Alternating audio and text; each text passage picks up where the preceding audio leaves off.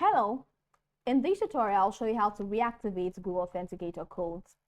So here's a detailed step-by-step guide on how to reactivate Google Authenticator codes if you have previously removed an account or if the codes are not showing up in the app. Open the Google Authenticator app on your mobile device. If you no longer see the account or the CGG codes for a specific account, it may have been removed or deactivated in the Google Authenticator. If it is missing, you will need to reactivate the account in Google Authenticator by going through the setup process again. This is often the case if you remove the account from the app.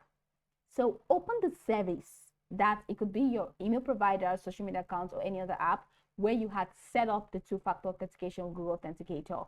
Open it. Maybe it could be Instagram.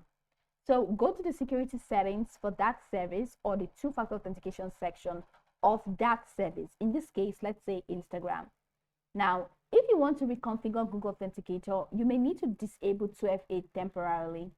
Then follow the prompt on the app, Instagram in this case, to disable two-factor authentication.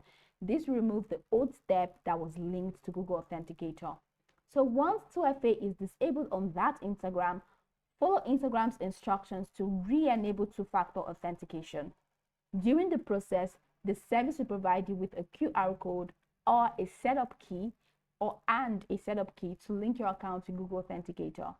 So once you get the QR code or the setup key, open your Google Authenticator again on your app. Then tap the plus icon, which is in the bottom right corner, to add a new account. Then click on scan QR code and enter your phone's and use your phone's camera to scan the QR code displayed by the service.